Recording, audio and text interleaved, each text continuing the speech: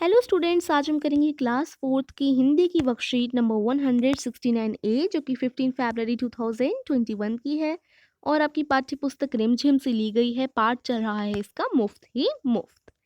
और यहाँ आज मंडे है इसलिए 169A वर्कशीट आएगी और आपकी बी भी वर्कशीट आएगी। तो अभी मैं आपको वर्कशीट 169A करवा रही हूँ और वर्कशीट 169B की लिंक मैंने आपको डिस्क्रिप्शन में दे दी है। और इसका पार्ट है मुफ्त ही मुफ्त।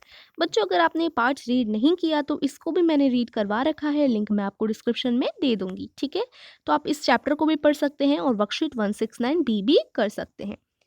तो चलिए स्टार्ट करते हैं आज की वर्कशीट। नमस्कार बच्चों, कैसे हैं आप? आशा है कि आप सभी स्वस्थ व प्रसन्न होंगे।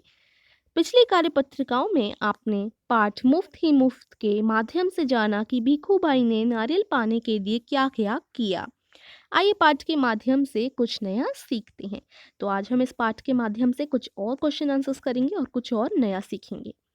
नीचे दिए गए वाक्यों को बोलकर पढ़िए और समझिए।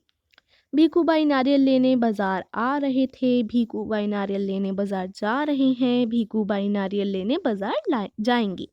तो देखिए, तीनों वाक्यों में पहले तो बता रखा है गए थे, फिर जा रहे हैं और जाएंगे। तो तीनों में हमारे काल यानी समय की बात की जा रही है। इन तीनों वाक्यों में आए गहरे रंगों के शब्दों से कार्य के होने के समय अथवा काल का पता चल रहा है। काल को तीन भागों में विभाजित किया जाता है। काल को कितने भागों में विभाजित किया जाता है? तीन भागों में। 3 पार्ट्स होते हैं काल के। पहला तो भूतकाल, वर्तमान काल और भविष्य काल। अब देखो, भूतकाल यानी बीता हुआ समय। बीता हुआ समय, ये वाला बीता हुआ समय था ना। भीखू भाई नारियल लेने बाजार जा रहे थे, यानी वो जा रहे थे, अभी नहीं हो रहा, वो काम पहले हो चुका यानी बीत चुका। तो बीता हुआ समय क्या होगा? हमारा भूतकाल। वर्तमान काल यानी जो अभी चल रहा है। जैसे भीखूबाई नारियल लेने जा रहे हैं तो अभी ही वो जा रहे हैं, पहले तो नहीं गए थे ना, अभी जा रहे हैं, तो यानी अभी चल रहा समय, वर्तमान काल। भविष्य काल यानी जो अभी होएगा।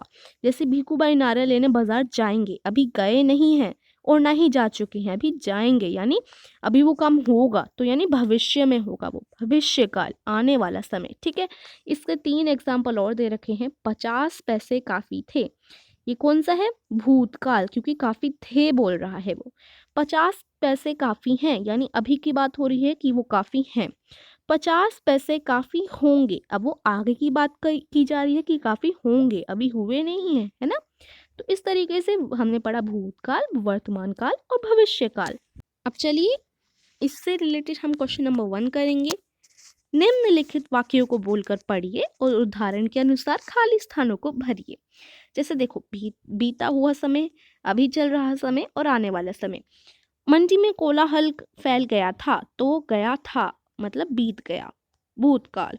मंडी में कोलाहल फैल गया है यानी अभी वर्तमान में फैला है ना, तो यानी अभी चल रहा समय है, ये वर्तमान काल है।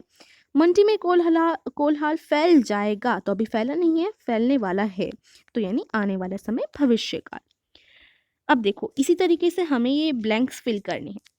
यहाँ पर मुझे बाजार जाना पड़ेगा, यानी जाना पड़ेगा, अभी जाना पड़ा नहीं है, अभी पड़ेगा, यानी आने वाला समय। ठीक है, अब इसी सेंटेंस का हमें अभी चल रहा समय लिखना है और बीता हुआ समय लिखना है। तो देखिए, मुझे बाजार जाना पड़ेगा, ये तो हो गया आने वाला समय। इसका अभी चल रहा समय कैसे लिखेंगे? मुझे बाजार जाना पड़ रहा है, क्योंकि वो अभी पड़ रहा है उसे जाना। अब बीता हुआ समय कैसे लिखेंगे? मुझे बाजार जाना पड़ा था, तो अभी तो नहीं जाना पड़ा ना, जाना पड़ा था, यानी बीता हुआ समय, भूतकाल। अब देखिए, ग में यहाँ पर ये अभी चल रहा समय दे रखा है। पैसे तो मेरी मेहनत के हैं, पैसे तो मेरी मेहनत के हैं। अब इसका हम बीता हुआ समय लिखेंगे और आने वाला समय लिखेंगे। पैसे तो मेरी मेहनत के थे, यहाँ पर मैंने गलती से तेरी लिख दिया है, आप यहाँ पर मेरी लिखेंगे। ठीक है, पैसे तो मेरी मेहनत के थे, ये बीता हुआ समय हो गया। और आने वाला समय, पैसे तो मेरी मेहनत के होंगे, यानी होने वाले हैं, अभी हुए तो नहीं है ना, तो पैसे तो मेरी मेहनत के होंगे, आने वाला समय, भविष्य काल। तो इस तरीके से हमने इनको भरा। अब हम करते हैं सेकंड क्वेश्चन। निम्नलिखित वाक्यों को बोलकर पढ़िए और बताइए कि ये वाक्य किस काल को दर्शा रहे हैं। जैसे क देखिए, बीकू बाई नारियल लेने मंडी चले गए, तो यानी वो चले गए, तो वो चले गए थे ना, अभी जाने वाले तो नहीं है और ना ही अभी जा रहे हैं, तो ये भूतकाल हो गया। फिर ख है, वह आदमी ऊँट के पीठ से फिसल गया था। अब यहाँ पर इनके हमें काल लिखने हैं। फिसल गया था यानी वो फिसल गया था, पहले फिसला था यानी बीता हुआ समय हो गया, तो भूतकाल। भीखू भाई ज़रा कंजूस है। अब हैं यानी अभी की बात हो रही है कि अभी वो कंजूस है, वर्तमान वाला अभी चल रहा समय है ये, तो ये वर्तमान काल हो गया। मैं आपको 200 रुपए दे दूंगा, तो यानी वो आने वाले समय में देगा, भविष्य काल है ना। तो अब हम करेंगे क्वेश्चन नंबर 3। बीकूबाई मंडी जाते हुए हर रोज एक बगीचे के पास से गुजरते हैं। आज जब वे बगीचे के पास से गुजर रहे थे तो उन्होंने पाया कि बगीचे के कल और आज के दृश्यों में कुछ अंतर है। आइए कल और आज के चित्रों को देखकर इनमें आए परिवर्तन के आधार पर कुछ पंक्तियां लिखें। तो देखो, भीखूबाई जब भी मंडी जाते हैं तो वो हमेशा एक बगीचा देखते हैं। तो बगीचा इस प्रकार से है, जो उन्होंने पहले देखा था यानी कल देखा था वो इस प्रकार से था, और जो वो आज जाते समय देख रहे हैं वो इस तरीके से है। तो देखिए दोनों में कितने अंतर हैं। अब क्या-क्या अंतर है इसकी आपको पंक्तियाँ लिखनी है। जैसे कल बीता हुआ समय में क्या अंतर है?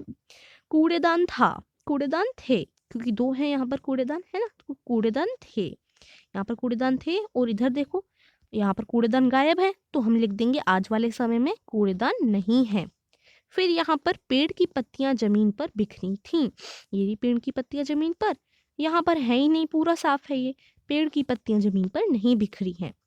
और यहाँ हम थी लगा रहे हैं क्योंकि ये बीता हुआ कल का समय है, और यहाँ पर है लगा रहे हैं क्योंकि ये वर्तमान का समय है जो अभी चल रहा है आज का। अब यहाँ पर देखो, यहाँ ये कूड़ा बिखरा हुआ है, बोतल पड़ी हुई है, कहीं कुछ पड़ा हुआ है, तो आसपास कूड़ा बिखरा था। लेकिन अभी सब कुछ साफ है, तो आसपास कूड़ा नहीं बिखरा है। ठीक है, तो ये सारे हमारे कुछ अंतर की पंक्तियां हमने लिख दी। इसी तरीके से आप इस क्वेश्चन को कर सकते हैं। अब देखिए यहाँ पर नोट है, अधिक अभ्यास के लिए रिमझिम की अभ्यास पुस्तिका के प्रश्न संख्या 109 व 143 कीजिए। तो अगर आप ऐसे ही और क्वेश्चंस करना चाहते हैं, ऐसी और अभ्यास करना चाहते हैं, तो आपको अपनी रिमझिम की अभ्यास पुस्तिका का पेज नंबर 109 और 143 करना है। ठीक है, तो ये आज की वर्कशीट खत्म होती है। आई होप आपको अच्छी तरीके से समझ आई होगी। कुछ भी समझ नहीं आया तो आप लोग कमेंट में पूछ सकते हैं। And please like the video और सभी फ्रेंड के साथ शेयर कीजिए, जिससे वो भी जल्दी से जल्दी वर्कशीट को पूरा कर सकें। Thank you for watching.